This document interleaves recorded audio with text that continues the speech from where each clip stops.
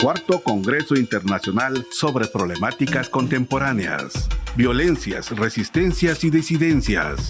Voces, sentires y miradas desde el sur. 18 y 19 de octubre. Conferencias magistrales, presentaciones de libros, mesas de discusión. Mayores informes 961-61-70440, extensión 4220, Facultad de Ciencias Humanas y Sociales, Universidad de Ciencias y Artes de Chiapas.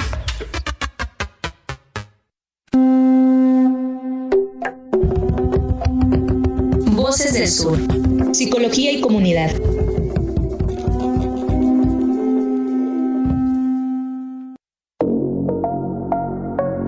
¿Qué tal? ¿Cómo está usted? Muy buenas tardes, gracias por permitirnos llegar a sus hogares a través de este aparato receptor, a través de la frecuencia 102.5 FM, Radio Unicach.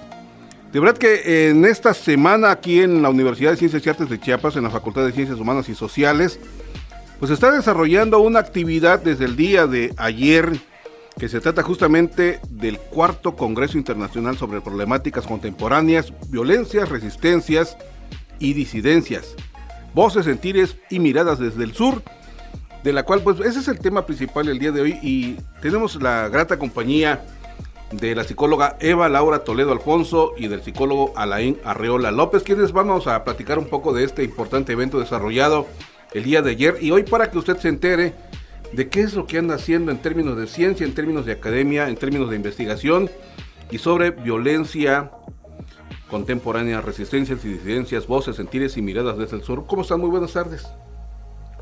Buenas tardes, muy bien, gracias por invitarnos en este espacio. No, al contrario, ustedes por estar aquí con nosotros y con el programa, ¿no? Alain, psicólogo Alain. Buenas tardes, José Luis.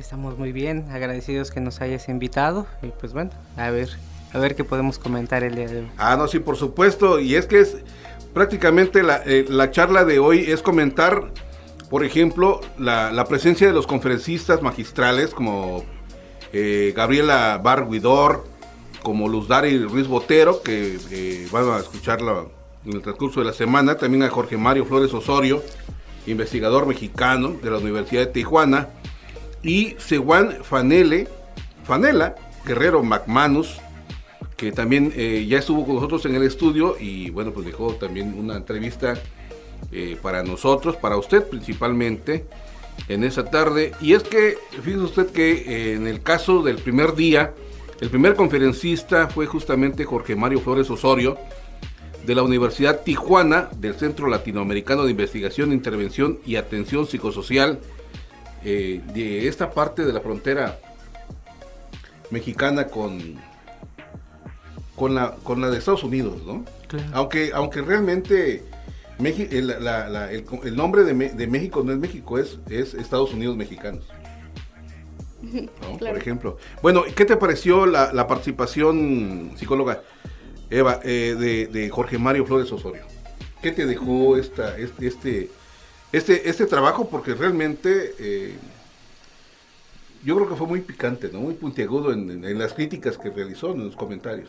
Claro, es una conferencia sobre un tema, creo que importante para la actualidad de la sociedad, como en todo lo que conlleva el Congreso, ¿no? El Congreso tiene un nombre precisamente que es Violencias, Resistencias y Disidencias. En este caso, el conferencista dio su crítica hacia ciertos temas que él está estudiando, investigando, y por supuesto que es muy interesante, y a nosotros como investigadores también en proceso de investigar y de contribuir hacia un tema, es importante también saber como otros puntos de vista y escuchar directamente de los ponentes sobre las críticas hacia lo que ellos también investigan. Psicólogo Alain. Claro, algo que me parece muy rescatable, que tengo que confesar que no pude tener la oportunidad de escucharlo todo, pero lo que rescataba de lo poco que escuché del doctor Jorge Mario es esta cuestión. A veces los psicólogos no escuchamos, dice, plantea esta situación. Nos anulamos a escuchar al otro y estamos como a pie de buscar ciertas recetas, ciertas formas de ver lo otro. como meros comportamientos que están ajenos a un trasfondo, ¿no? Y yo creo que eso fue muy significativo, fue un balde de agua fría lo que escuché, porque tiene razón, la academia en términos de cómo las instituciones o cómo Públicas la carrera, y privadas, públicas y privadas, perdón, las carreras, cómo se está enseñando la psicología, esta disciplina, pareciera que es un poco hacia allá, ¿no? Una manera de que, bueno, te voy a enseñar a catalogar qué tipo de comportamiento y trastorno tienes en función a ejes o X cantidad de síntomas o elementos, ¿no? Y eso transgrede un poco al sujeto, porque al final es un sujeto como todos, es una persona, ¿no? Y nunca lo queremos escuchar. Y eso me parecía bastante interesante, ¿no? Creo que es bastante interesante porque de alguna manera destapa, deja al descubierto algunos aspectos que en lo personal a mí también me llamaron mucho la atención porque estuve presente en este importante evento, en la conferencia. El hecho de que de manera institucional, Estado-Nación, la currícula, el plan curricular, la currícula escolar, pareciera que está ligada no propiamente a la atención del contexto,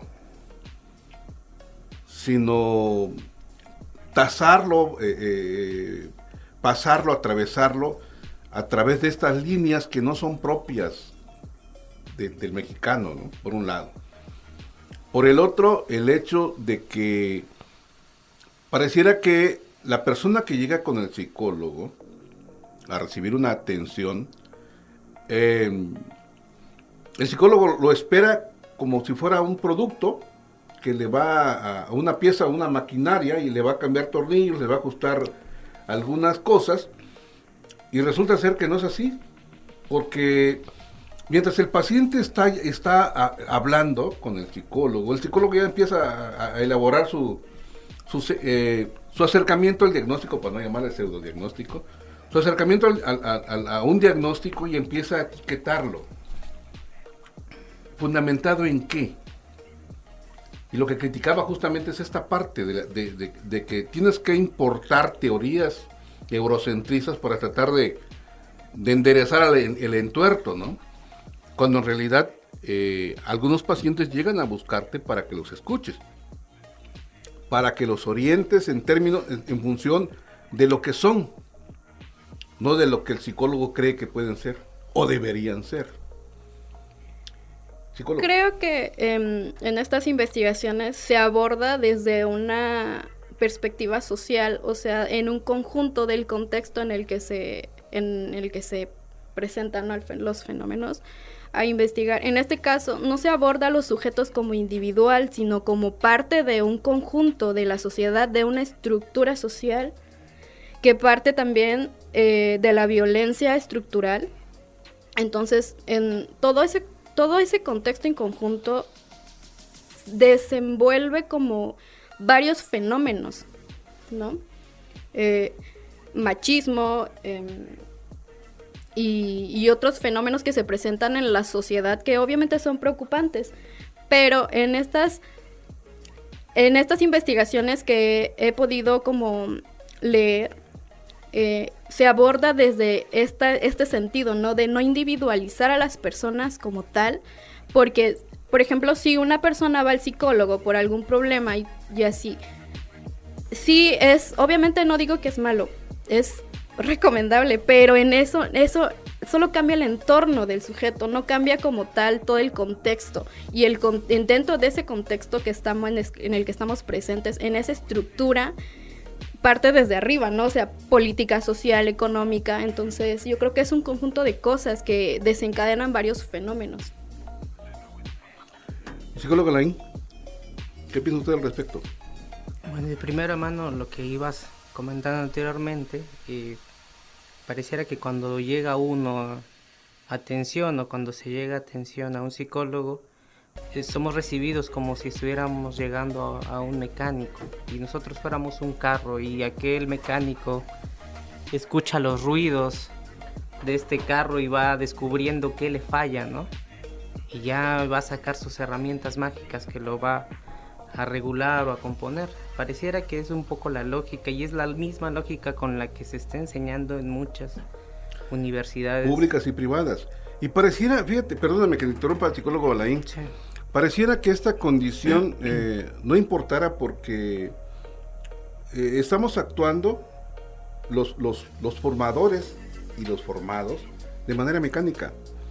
No hay un proceso de reflexión de lo que estamos impartiendo como maestros o de lo que estamos recibiendo como alumnos. A final de cuentas el alumno está como enajenado en el sentido de entender o de aprender todo lo que el maestro le está enseñando, el docente, el psicólogo, el posgraduado, ¿no? Sin embargo, las cosas pareciera que no son tan así. Entonces, este descubrimiento, bueno, esta levantada de cobija que hace el doctor Osorio, pues nos tiene que de alguna manera obligar a resignificar el trabajo que realizamos como profesionistas, ¿sí? Y como investigadores. No sé qué opinas, psicóloga. Creo que en las escuelas y como dentro de la formación se ven las cosas de manera muy metódicas o muy lineales y a veces no se toman en cuenta varios aspectos o varios aspectos que dan a reflexionar y a repensar las cosas. Simplemente se aprenden y se quieren ejecutar, ¿no? Como tal, como dicen las instrucciones o la guía. Pero a veces no tomamos en cuenta lo que es el contexto. Entonces, esto de criticar, reflexionar y repensar todo es un poco difícil tal vez con este modelo educativo que tenemos, ¿no? Es correcto. Perdón. Compañera Eva, desde su experiencia como estudiante de licenciatura, ¿cuántas veces usted fue al campo? ¿Cuántas veces usted fue a una comunidad? A una comunidad como tal, como 2 veces. Como 2 veces. ¿Cuánto dura su licenciatura? 4 años. 4 años. Ahí va, voy un poco en ello. Yo pienso que psicología últimamente, bueno, si no es que ya lleva un tiempo y si no es que ha sido siempre, es elitista, o sea, no cualquiera puede acceder a un psicólogo. Es en la otra parte. Se tiene que tener un estatus socioeconómico para asistir al psicólogo. Sí, y todo esto, y se ha romantizado mucho esta cuestión de ir a terapia, la psicoterapia, como si eso resolvieran los problemas en general, y a eso a lo que me refería cuando decía, o sea, tomamos en cuenta mucho esto de trabajar en nosotros mismos y romantizamos esa idea sin considerar todo el contexto en el que estamos y en el entorno, de que muchas veces no podemos cambiarlo mágicamente, no podemos cambiar la estructura que ya está puesta, ¿no? O sea, estamos desenvolviéndonos con un rol que ya nos tocó hacer dentro de una sociedad. Entonces, el cambiar eso es lo que es la problemática, ¿no? Considero yo. Claro. Y otra de las cosas que me parecen interesantes abordar es que también nos enseñan de alguna manera, aunque no haya una enseñanza como tal, a que el trabajo está aquí, en la ciudad. Nunca volteamos a ver a lo rural, a la comunidad, a irnos a otras estancias. Es bastante dificultoso ello. Se ha individualizado mucho todo esto y en donde no tomamos en cuenta al otro, sino solo a nosotros mismos, ¿no? Claro, es un poco eso, ¿no? Es la lógica en la que nos enmarcamos, es que como psicólogos, bueno, de primera mano es que es para nosotros como estudiantes estudiar una carrera universitaria. Eso pareciera que en la estructura que armamos, en el pensar, en la perspectiva que tenemos de una carrera, es suponer que es un porvenir educativo, un porvenir económico, ¿no? Pensamos que esto nos va a generar un estatus. Sin embargo, estatus, psicología, da cuenta, o me parece que son dos posturas que sí se atraviesan, pero que se distancian de alguna manera, porque el psicólogo, a mi parecer, tendría que estar ahí, irse a comunidad, estar en otros espacios, no solamente ir aquí. Sin embargo, en la carrera pareciera que nos enseñan a que vamos a estar en un diván, en un espacio donde voy a atender a un paciente, y cuando vas a comunidad rompemos toda esta estructura, porque no hay un diván, no hay un espacio específico donde atender. No, y fíjate que de esta parte es interesante mencionar que, porque por ejemplo hay personas de la zona altos, por ejemplo, que vienen a formarse como psicólogos y hola. ¿Cómo está? Buenas tardes. Tenemos en la línea telefónica a una de las personas ponentes que en esta mañana estuvo con nosotros aquí en este congreso internacional, cuarto congreso internacional sobre problemáticas contemporáneas. Se trata de la doctora Gabriela Bart Guidor. Ella es del Centro de Investigaciones y Estudios sobre Cultura y Sociedad, Universidad Nacional de Córdoba, Argentina. Estamos platicando, doctora, de este hecho importante sobre las violencias contemporáneas, resistencias y disidencias. De verdad que le estamos esperando como agua de flor de mayo aquí en la cabina. Sabemos que usted viene en camino, pero queremos aprovechar también el espacio y darle a usted esta oportunidad para que pues, nos comparta nuevamente sus pensamientos. ¿Cuál es su opinión respecto, en este caso, del cuarto Congreso Internacional, doctora? ¿Sí me escucha? Doctora. Bueno, parece que se perdió la llamada. Ok, decía entonces que ¿cómo puede una persona llena de tradiciones, de cultura, de cosmogonía, llegar a aplicar una teoría de Piaget, una teoría freudiana, una línea cognitivo-conductual, por ejemplo, ¿no? Ahora sí que yo creo que no encajaría. Claro. Bueno, es que desde entrar ya a una comunidad que está ajena al discurso que manejamos, es más, hasta las palabras que nosotros tenemos aquí, que utilizamos a diario, que son distintas, ya nos está hablando de la distancia, no que ellos estén en nosotros, sino de nosotros a ellos, ¿no? Estamos distanciados de esos espacios, no nos acercamos, y a su vez pareciera que no hay una intencionalidad nuestra como profesionales en las ciencias sociales, en psicología, de querer estar ahí, ¿no? De militar, diría. De militar, psicóloga. Yo creo que la perspectiva de abordaje a los contextos de comunidades o comunidades, no va como en ese rumbo, ¿no? Desde la psicoterapia como gestal o las distintas corrientes que hay. Se abordan desde otra perspectiva, precisamente por lo que dice mi compañero. O sea, no podemos llegar y con nuestras miles de técnicas, ¿no? De psicoterapia y decirles esto, porque creo que no podemos llevar algo que ellos desconocen y de que no podemos tampoco cambiar un contexto así nada más. O sea, hay muchísimo que ver en ese aspecto que no se reduce a un simple cambio de comportamiento individual, creo, ¿no?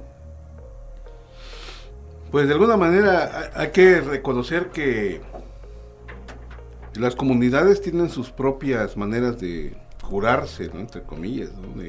De sanarse. Porque hay un aspecto más también interesante de análisis, de reflexión, porque si nosotros partimos del psique, que es espíritu, ¿no? Y si estamos hablando de la cosmogonía de todas estas personas, de estas poblaciones, pues su base fundamental es cosmogónica justamente, es espiritual, ¿sí? Entonces nosotros queremos ir querer impactar de alguna manera con conocimientos estos, pues yo creo que diría alguien, bueno, cuando sepas que decís venir, ¿no? Y esto es lo que de alguna manera llama la atención en este ponente, que en su discurso obliga o deja al descubierto que debe ponerse mayor atención en el acompañamiento, en el acercamiento a la comunidad, en conocer realmente la problemática de la persona, porque a algunos se les ocurre como filtrarlos de manera general, ¿sí? Y no siempre es de esa manera. Bueno, dentro de las conferencias también se contó con la presencia de la doctora Siobhan Fenela Guerrero McManus. ¿Qué les deja? Bueno, compañero, perdón que yo interrumpa. Me parece que la conferencia de la doctora Siobhan todavía no ha pasado. Es más tarde. Es más tarde. Más tarde con la que cerramos, ¿verdad? Sí, es correcto. Es correcto, perfecto. Entonces, de Luzderi Ruiz Botero, que fue también hoy en la mañana. Sí, es correcto. Habla de la violencia y habla justamente de estos elementos de Colombia. Hay que recordar que ella es del Colegio Mayor de Antioquia, de Medellín, Colombia. ¿Qué les dejó? ¿Cuál sería la opinión de este aprendizaje? Porque realmente ellos vienen a compartir sus experiencias investigativas y sus puntos de vista en relación a la violencia, ¿no? Claro, sin embargo, perdón que yo interrumpa y que haga el comentario de corrección. Ajá. Sería en este caso quien estuvo fue la doctora Delmi, que es del Centro de Estudios para México y Centroamérica, fue el día de ayer, sí, y el día de hoy estuvo la doctora Gabriela Bart-Guidor, y quien menciona que es la doctora Luzdari estuvo en Luzdari todavía en un taller, ¿no? No ha podido, ha estado en un taller, pero no ha podido, es correcto. Pero muy, muy a la mano para plantear estas dos, tanto la doctora Delmi como la doctora Bart, se ciñen como desde la perspectiva, desde el enfoque feminista, para dar cuenta acerca de las posturas. Una habla en términos de cómo hacer acuerpamientos, cómo hacer grupo, cómo estar desde la comunidad, y cómo esto de hacer el grupo da fuerza a todas, de alguna manera, que tampoco tuve tanta oportunidad de escucharla, pero que me parecía que por ahí iba esta condición, ¿no? Hacer grupo. Hay que militar en grupo, no que ir individual, porque algo que planteaba es que cuando alguien es individual en términos de soy un activista, se hace reconocido y eso es un blanco fijo para que puedan ir, no sé, intentar hacer algo. Hacer un grupo es hacer fuerza entre todos, pero también es resistir entre todos. Es lo que yo podría rescatar. Un poco con la doctora Bart, me parecía muy interesante las posturas acerca de la masculinidad, y yo creo que ahí tenemos una gran virada con la compañera Eva. No sé cuál es la perspectiva que usted tiene, compañera, en términos de la masculinidad, que me parece que es un tema que usted maneja en su investigación actual. Bueno, hoy en la conferencia de la doctora Gabriela Bart abordó muchos temas que a mí me interesaron mucho, precisamente porque es parte de lo que estoy investigando. Por ejemplo, esta masculinidad, ¿cómo se aborda desde una perspectiva que no caiga en lo individualista, ¿no? El de no separar el conflicto como de hombres y mujeres, sino como en un conjunto de patriarcado que existe, en donde acá la doctora mencionó la sobreadaptación a los discursos de masculinidades, en donde se construye esta idea, esta ideología en los varones, que eso les impide querer perder los privilegios. Esta construcción de cómo son los mandatos de masculinidad. Acá manejó también los modelos aspiracionales de masculinidad que conlleva a la masculinidad hegemónica, ¿no? En donde existe una diferencia muy marcada y de ahí deriva la violencia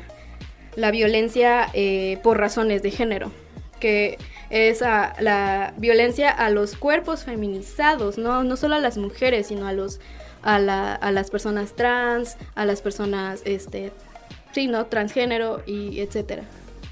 Entonces, su conferencia fue muy interesante para mí y de hecho tenía muchas preguntas que hacerle y tenía la esperanza de que las pudiera responder en este espacio. De hecho, lamentablemente. Viene en camino. Sí, qué bueno.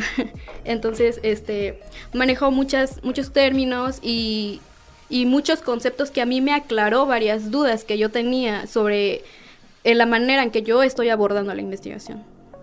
Claro, sabes, me quedé pensando un poco en eso que decías, ¿no? Que existe casi una división entre ese estudio de las masculinidades y el feminismo, ¿no? Y ella, su trabajo que hace es como desde la mirada feminista, está trabajando de la masculinidad, ¿no?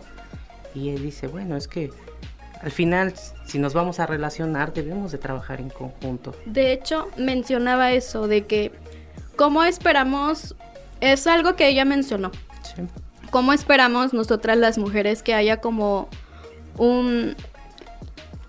acá habla sobre la deconstrucción de los varones, en desprenderse de esos privilegios, porque ¿quién voluntariamente querría renunciar a los privilegios, no? Entonces, y mencionó esto de cómo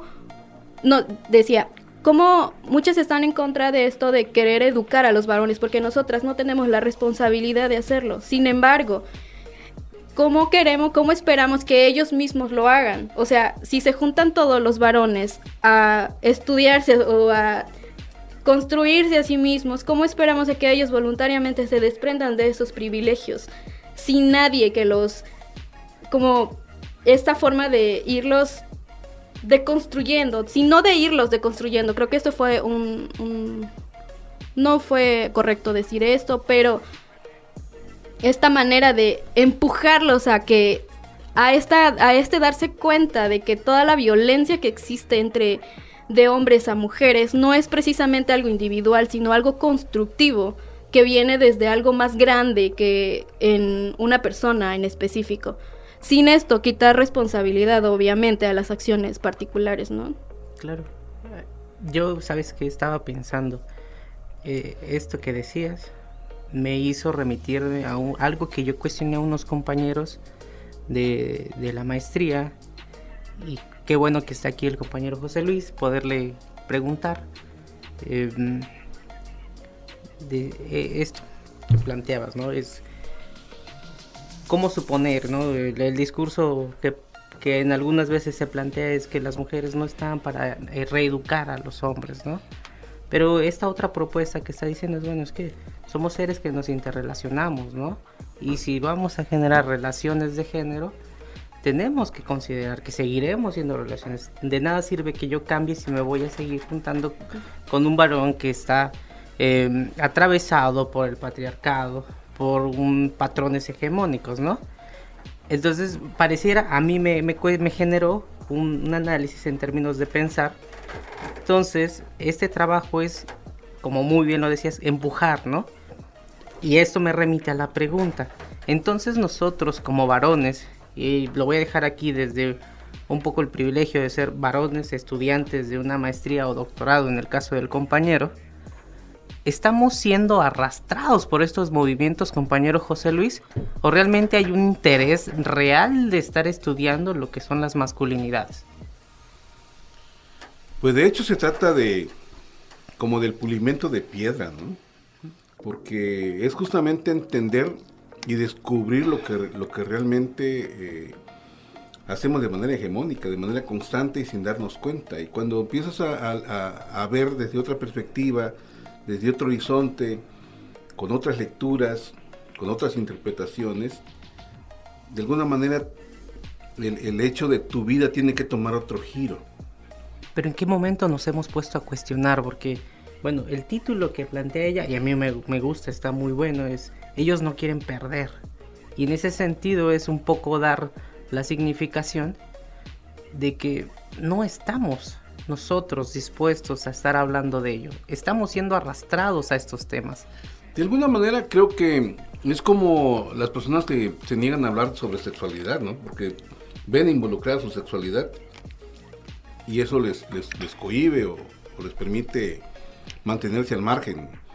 Sin embargo, cuando te das cuenta y empiezas a trabajar estos conceptos que no son propios, que son parte de la cultura, de alguna manera tienes que hablarlos y tienes que enfrentarlos, reconocerlos, aceptarlos y hacerlos a un lado y decidir en un momento determinado si lo continúas haciendo o no. Hay que recordar que, por ejemplo, hay personas que son violentas de carácter, en su forma, en su trato, en su discurso, en su mirada incluso, ¿sí? Como los padres lo hacen con solo ver a sus hijos con cara de uy, uy, uy. Bueno, hay violencia, pues, pero cuando se empiezan a dar cuenta, ¿sí? O en el trato incluso de mantener el control, ¿sí? en el lugar, en el contexto, en la familia, pues hay violencia. Pero cuando convives con personas que no son violentos, que tienen otra mirada, que tienen otra perspectiva, y que en su casa pues no se gritaba, si te iban a llamar la atención era con palabras, como plática, como una charla, y que te invitaran a que analizaras si era prudente o imprudente lo que estabas haciendo y las consecuencias que podías asumir si estabas, ¿sí? Seguro de asumir la consecuencia, porque toda acción tiene una reacción. Entonces, te sirve también como una especie de reflejo, de espejo y de constante invitación a que cambies, pues. ¿Sí? En lo particular, por ejemplo, mucha de mi violencia fue adquirida por cultura. ¿Sí? ¿De qué manera soy violento? Porque la violencia tiene muchos matices. Incluso contigo mismo, el que te exiges demasiado, por ejemplo. ¿Sí? O te vas a tomar trago, te vas a tomar cervezas, por ejemplo. ¿Sí? Es una manera como de autodestruirte, pero cuando te das cuenta que realmente todas esas acciones, esos comportamientos que tú tenías contigo mismo, no eran adecuados. Entonces empiezas a salirte. Y comparto tu opinión cuando dices, bueno, si yo salgo de estos detalles, de estos aspectos que tengo de acciones violentas y me doy cuenta, y vuelvo a regresar a mi contexto donde mis amigos son iguales y todo, pues la verdad que uno ya no se siente bien. Es como el que deja de tomar, se mete a una organización de Alcohólicos Anónimos y regresa a las cantinas. A veces no regresan por miedo a caer, y a veces no regresan porque no se sienten bien. Sienten que ese ambiente no es el adecuado. ¿Sí? Entonces, ese sería uno de los aspectos que tenemos que ir, de alguna manera, los hombres dándonos cuenta. Yo me preguntaba, y le preguntaba hace rato a una ponente, que decía, ¿por qué la mujer, después de tener tantas actividades, pide en marcha más actividades? ¿Sí? Sin embargo, esta condición puede mediar cuando el hombre comparte sus actividades. Es decir, no solamente la mujer puede cocinar, también el hombre. No solamente la mujer puede barrer, también el hombre. No solamente la mujer puede sacudir, también el hombre. No solamente la mujer puede lavar, también el hombre. ¿Sí? Es decir, no pierde su masculinidad, es decir, su género, el hecho de que haga limpieza en su casa. O que cuide a sus hijos. Les cambie de pañal. ¿Sí? Sin embargo, la cultura es la que nos atraviesa, las costumbres, lo copiado, lo que vemos en casa, o lo que hacen los vecinos incluso, ¿no? Entonces, ahí está la violencia. Cuando, por ejemplo, esta forma de decir a las mujeres, bueno, tóxicas, ¿no? Es una manera agresiva y violenta de dominación a una mujer, porque también hay hombres más tóxicos que mujeres, ¿no? Pero ahí se van dando. Hay mujeres violentas y hombres violentos. Hay hombres que pegan a sus mujeres y hay mujeres que le pegan a sus maridos.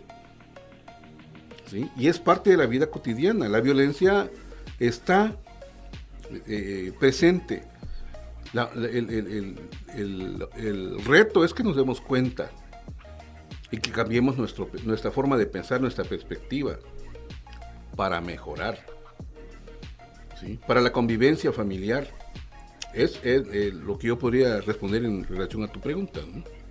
Sí, ahora que hablas de esto, de la violencia y que pareciera que está en ambos lados, justamente, no sé si eso te remitió a ti la última parte de la conferencia, compañera Eva, cuando la doctora Bart hace un posicionamiento muy firme al decir sí, pero es distinto hablar de violencia, ¿no? Cuando hablamos de violencia por razones de género, es decir, hay mujeres que mueren por simplemente ser mujeres.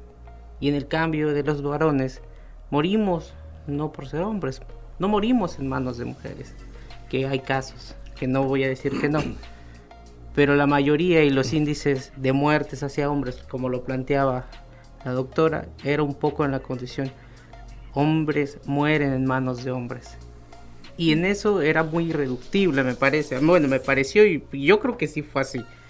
Muy firme al decir, la violencia por razones de género parte en ese sentido. Ella hablaba de este término que ella había mencionado, que ella mencionó y me interesó mucho como un concepto, como para darle nombre a la sobreadaptación a los discursos. Entonces, este discurso que usted acaba de mencionar, hacer un repaso, habla sobre cómo está insertada muy claramente esa forma de ser masculino, de ser hombre en el hombre, que la lleva a cabo, ¿no? O sea, cómo ser hombre, hay una diferencia muy marcada entre mujer y hombre, ¿no? Entonces, ella hablaba de esto, de cómo es que los hombres construyen su masculinidad y la forma en que las representa hacia los demás. Entonces, este cambio no es algo que se reduzca a un cambio de empezar a planchar, empezar a barrer, sino un cambio de ideología completa, porque están lo que hablábamos hace rato, las disidencias, ¿no? El disfrazar una acción con una ideología implantada que no quiere renunciarse. La resistencia masculina a desarmar las relaciones de poder, porque obviamente en jerarquía, en la mayoría de las veces, está por encima el hombre, ¿no? Excelente. Pues sí, es correcto, porque de alguna manera se habla de estos elementos que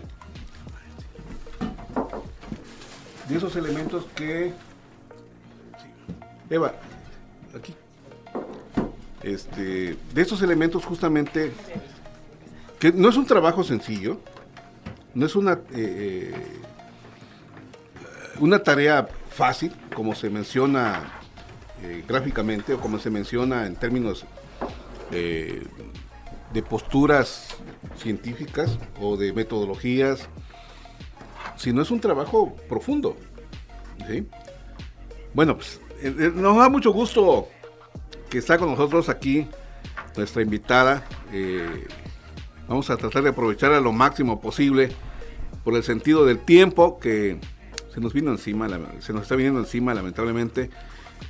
Y está con nosotros justamente quien hace rato tratamos de tener contacto con ella, de poder platicar por teléfono. Sin embargo, no se pudo por cuestiones de la línea telefónica. Sin embargo, se encuentra con nosotros la doctora Gabriela Bart Víctor. Ella es del Centro de Investigación y Estudios sobre Cultura, Sociedad, Universidad Nacional de Córdoba, Argentina. Bienvenida, doctora. Muchas gracias. ¿Cómo están? esperándola como agua de flor de mayo. Perdón por la tardanza. No, al contrario, perdón por los tiempos, pero radio es muy precisa en términos del control del tiempo. Me imagino. Ahora sí, Eva, tenías tus preguntas.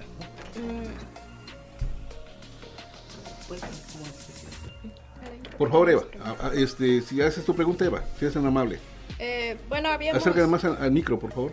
Sí, bueno, si me permite, Ujú. sí, algunas preguntas.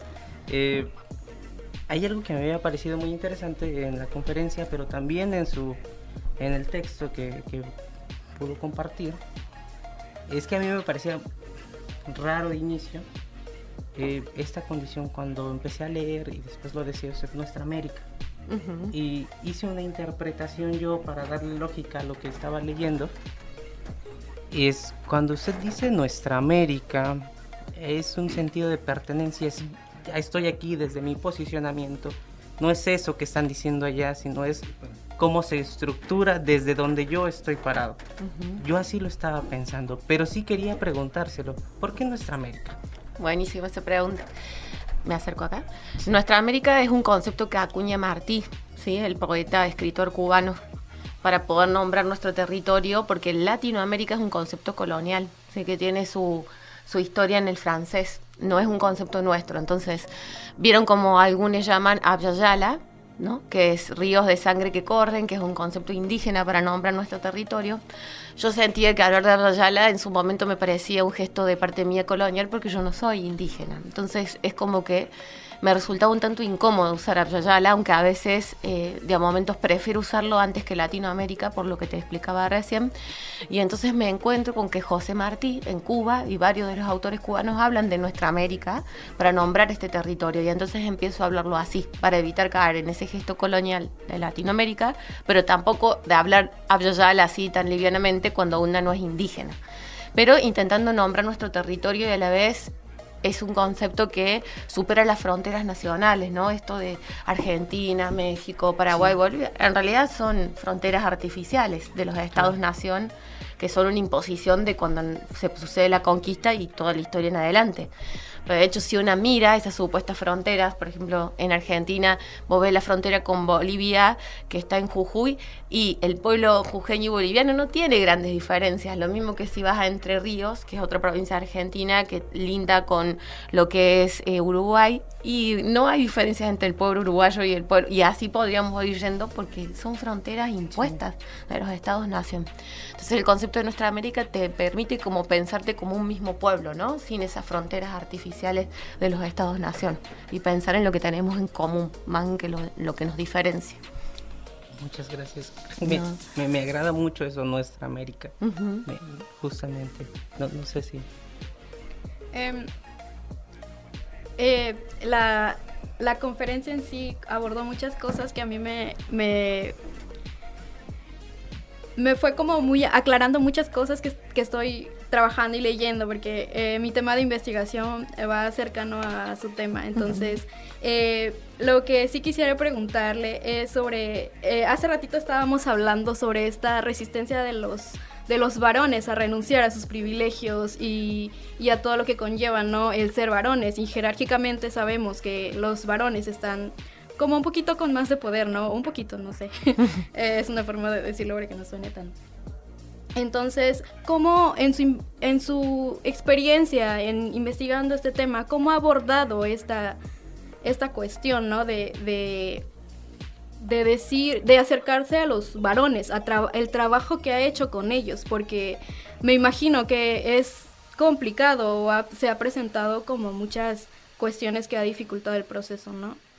Sí, hay muchas cosas para contarte ahí. De cómo me aproximé el tema, es un poquito que solo lo pude mencionar en la conferencia. Yo primero, cuando hice mi tesis doctoral allá hace muchos años, ya en el 2015, la presenté, pero la trabajé antes. Trabajaba con participación política de mujeres de sectores populares, que allá nosotros le decimos sectores populares a lo que comunidades urbanos marginales, no sé cómo ustedes se denominan en México.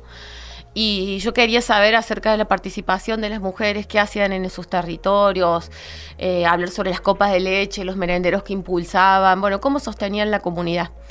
Y de pronto empecé a encontrar que el mayor obstáculo para su participación era la violencia de género, porque la mayoría de las mujeres me contaban que tenían dificultades para salir de su casa porque su marido no las dejaba, o que cuando iban a trabajar a los comedores y volvían les daban una paliza porque decían que se habían ido con otros, ¿no? Empezaban como esos rumores en el territorio, así entre muchos otros relatos, ¿no? De lo que era la sujeción del cuerpo de las mujeres al ámbito doméstico.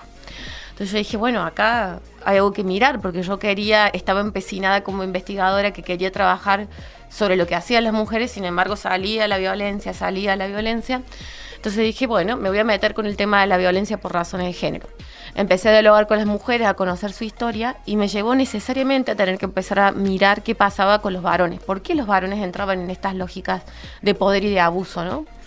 Y ahí es cuando empiezo a trabajar con varones, empiezo a investigar. Pero para mí una no puede hacer mera investigación teórica o hacer mera entrevista y no involucrarse en la vida cotidiana de esas personas, ¿no? Hay un límite en lo que podés conocer cuando solo estás desde afuera como entrevistando. Entonces empecé a participar de los espacios donde estaban también los varones y a convocarlos a reuniones, a asambleas. Y ahí empecé a conocer lo que les sucedía también, ¿no? Varones que estaban hacía años desocupados, desempleados. Varones que no tenían un lugar en su comunidad debido a eso, ¿no? Que pasaban muchas horas sin poder ni emplearse, ni salir a un espacio recreativo. Entonces había mucha bronca, había mucha indignación. Y esa frustración se descargaba sobre el cuerpo de las mujeres. Entonces yo dije, bueno, quiero empezar a trabajar con varones. Y empecé a acercarme a los procesos de trabajo con varones, y en general los coordinaban varones. Otros varones, ¿no? Los grupos de varones allá en Argentina y en toda América, nuestra América en realidad, lo generan siempre varones con otros varones. Porque está esta representación binaria, ¿no? Patriarcal, de que varones con varones, mujeres con mujeres. Y también hay una idea de que los varones no se van a dejar coordinar por mujeres, ¿no? Que va a haber resistencia. Y sin embargo, yo empecé a convocar a esos varones y empecé a trabajar muy bien con ellos. Y me di cuenta de que cuando los varones están entre varones, no hablan de las cosas importantes. ¿Sí? Empiezan a hablar de sonceras que les pasan en el día, no hablan de lo que sienten, de lo que sucede durante el día. De alguna manera vuelven a reproducir sus privilegios en esos espacios porque no identifican las cuestiones del abuso de poder solos. Entonces, cuando hay una presencia de una mujer o de una corporalidad feminizada, es como que empiezan a circular otros temas, ¿no? Y uno puede empezar a conversar, bueno, vamos a hablar qué pasa con la violencia, qué pasa con ustedes con la violencia. Y ahí hay muchos que te dicen, pero yo no soy violento, ¿no? Siempre es como, el violento es el otro, ¿no? El violento es el golpeador, el violento es el femicida. Y vos les decís, sí, pero para que un hombre llegue a un femicidio, o para que llegue a ser, entre comillas, un golpeador, hay un montón de violencias cotidianas que se ejercen, que también ustedes las ejercen, ¿no? Que son esas microviolencias de las que hablamos siempre. El hecho de que abuses del trabajo doméstico de tu mamá, que empieza desde ahí, ¿no? De que, como dice Adriana Guzmán, que es una militante boliviana feminista, ella dice, la explotación capitalista se aprende en el cuerpo de las mujeres. Cuando explotas a tu mamá, cuando explotas a tu hermanita, ¿no? Cuando desde chiquito ya empezás a abusar del trabajo y los cuidados y de la tarea emocional que realizan otras mujeres, desde ahí ya empezás el germen de aprender de la violencia. Entonces, esas conversaciones solo las podemos generar las mujeres con los varones. Y se puede. Obviamente que hay resistencia, obviamente que no es feliz, que al inicio nunca, no es que te reciben con toda la alegría del mundo, pero a medida que uno va trabajando se comienza a generar una conversación donde se empieza a hacer un poquito de espacios más honestos, ¿no? Y la verdad que el resultado para mí ha sido bastante positivo, en el sentido de que al menos algo se comienza a conversar en esos espacios. Ahora, aclarar algo, es mucho más accesible trabajar estos temas con varones campesinos, indígenas, de sectores populares, que con varones privilegiados. Yo trabajo también con varones universitarios y la verdad que es mucho más difícil, porque tienen un discurso, que es lo que les decía en la conferencia, que nosotros le llamamos sofisticación de la violencia, que aprenden ciertos términos que las feministas hablábamos, ciertos conceptos, y entonces te entran a discursear desde ahí, sí, y se vuelve mucho más difícil hablar verdaderamente de lo que hay que hablar, ¿no? Pero a mí me parece que es mucho más potente los grupos de varones coordinados por mujeres, personas gays, trans, que con los varones mismos. Los grupos de varones coordinados por varones difícilmente trabajen sobre violencia y sobre privilegios. Muchas gracias, doctora. No. A mí me ha tocado, perdón que haya tomado la palabra, y justamente muy al pie eso, En la investigación que he estado realizando con docentes universitarios, me pasa eso. Entramos más a racionalizar el discurso, hablar de los temas de feminismo y tal, pero nunca hablamos de lo que yo vivo, de lo que él vive y de lo que está pasando, ¿no? Es muy difícil y eso me remite un poco a recordar el día de hoy en el encuentro que platiqué con usted y íbamos subiendo las escaleras y usted dijo, un grupo de reflexión de masculinidades. Bueno, yo estoy en ese grupo y lo coordina una compañera de doctorado. Qué bien.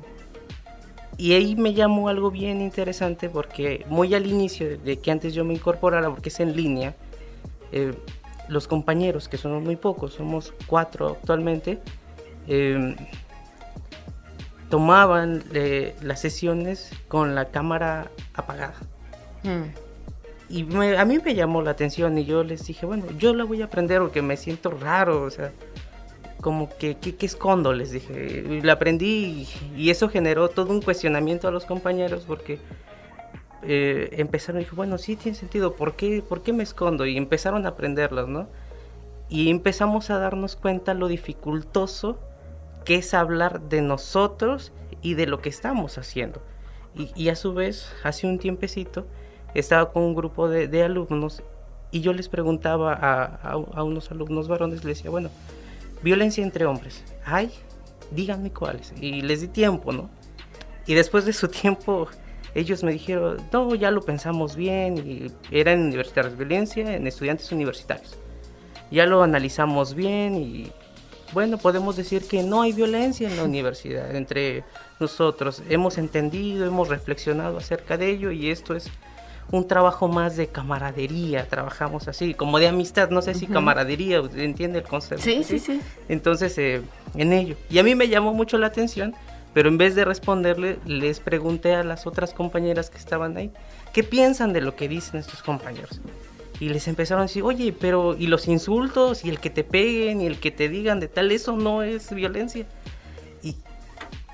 Y no sabían qué decir. Y entonces caemos en cuenta en esa normalización de una violencia en la que estamos ya desde la infancia, que no nos damos cuenta muchas veces de qué es violencia, ¿no? Para nosotros es juego y eso es bien importante, ¿no? Como nosotros como varones lo consideramos como juego, nada más.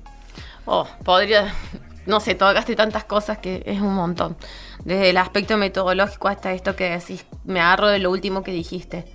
La masculinidad se construye entre varones. ¿Sí? O sea, desde la niñez en adelante, la forma en que se construye la masculinidad hegemónica es la violencia entre varones. Esto es, me van a decir los que están escuchando que desde niños nunca estuvieron en esta dinámica de medirse quién la tiene más grande, perdonen el término, no sé cómo lo dicen acá en México, pero eso empieza a suceder desde los 5 años en jardín, ya empiezan con esas cuestiones, el quién es más fuerte, quién se la banca más, quién es más maricón, quién es menos maricón. Ese disciplinamiento que se ejerce entre varones, Rita Segato eso le llama la corporación masculina. Y ella habla de que la violencia por razones de género tiene un eje vertical y un eje horizontal, ¿no? Y ella dice que nosotros siempre estamos pensando en la violencia por razones de género en términos verticales. Esto es, la violencia que los varones ejercen sobre los cuerpos feminizados. Pero que no vamos a entender la violencia por razones de género si no pensamos primero en la violencia en términos del eje horizontal, que es la que se ejercen entre los propios varones. ¿Y cómo se da eso? Los varones que más se aproximan a ese modelo aspiracional de varón hegemónico, que es el varón que tiene todas las potencias, el varón blanco, de clase media, media alta, con estudios universitarios, con capital económico, con capital cultural, con belleza. Podríamos pensar en, porque es en cada contexto, ¿no? No es lo mismo el varón hegemónico en Argentina que en México, o que Colombia, o que en una comunidad de sectores populares, o que en la universidad.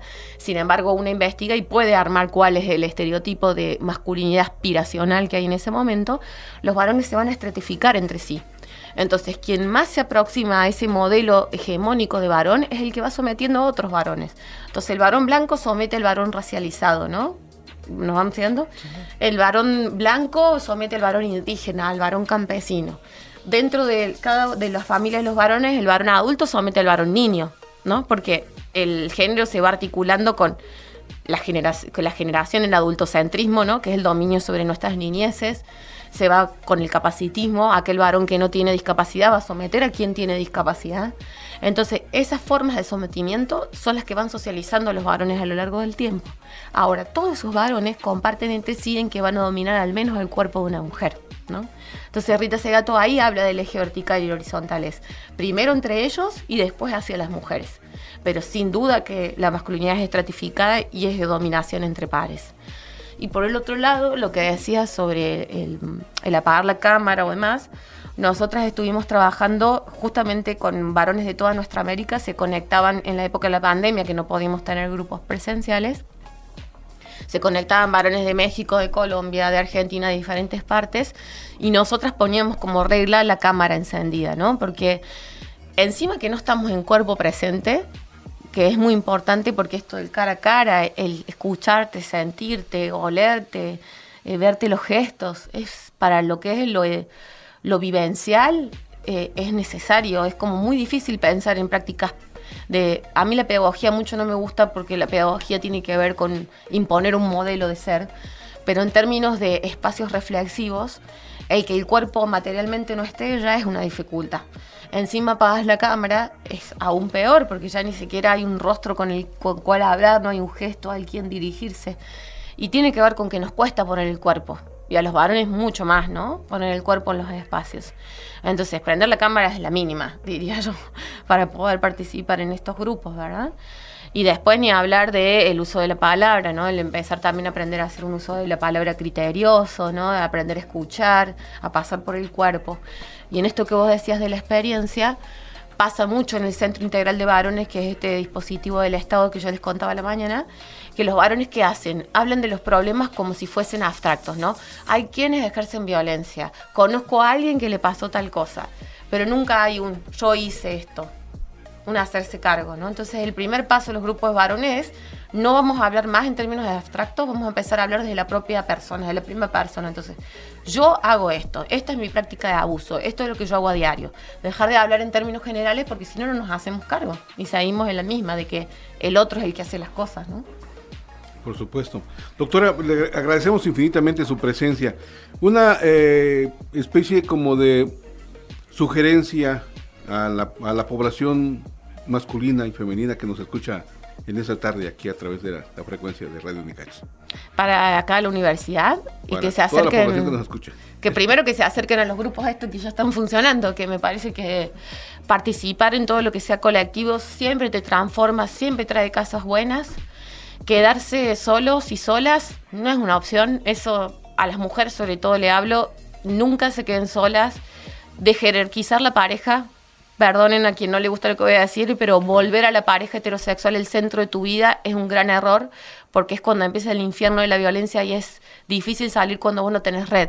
Entonces, lo primero que tienen que tener las mujeres es invierten mucho tiempo en sus amigas, inviertan tiempo en su familia, jerarquicen las relaciones de pareja. Tener novio, el esposo no es lo principal en la vida, porque además cuando uno tiene problemas después no tiene a quién recurrir, y porque una de las estrategias de la masculinidad cuando ejerce violenta es aislarte. Lo primero que empiezan es hablarte mal de tu familia, hablarte mal de tus amigas. Entonces, no hagan eso, siempre estén conectadas con alguien. Y a los varones también, siempre tienen una lógica muy individualista, muy de la competencia. Aprender a estar entre pares, participar de estos grupos reflexivos, hacerse cargo de lo que uno hace, buscar ayuda cuando a veces la violencia, no somos monstruos cuando ejercemos violencia, no estás enfermo, no, si no existiría una pastilla que te cura. También estás reproduciendo un discurso social que desde que naciste te va enseñando que eso es lo que tenés que ser. Entonces está bueno acercarse a los grupos de varones a estos lugares para repensarse, porque la verdad es que una vida sin violencia nos beneficia a todos, un buen vivir para todos, así que esa sería una recomendación importante. Doctora, pues infinitamente muchas gracias por su presencia, por su visita aquí con nosotros, por estar en el estudio. Gracias. De Radio Unicach FM 102.5. Pues agradecemos infinitamente también a usted que nos permitió llegar a su hogar. Puede usted recuperar este programa a través de Facebook y a través de YouTube, también en el canal que usted ya sabe. Hoy platicamos justamente de una pues especie de recuento, de este recuento del cuarto Congreso Internacional sobre Problemáticas Contemporáneas, Violencias, Resistencias, Disidencias, Voces, Sentires y Miradas desde el Sur. Gracias a nuestra gerente Guadalupe Moreno, a nuestro productor Mario Cutiño, a Lois Aguilar en controles técnicos. Gracias a nuestra invitada en esta tarde, a la doctora Gabriela Bart Luidor. Gracias, Eva Laura Toledo Alfonso y psicólogo Alain Arriola López. Muchas gracias. Nos escuchamos el siguiente jueves en punto de las 4. Hasta la próxima.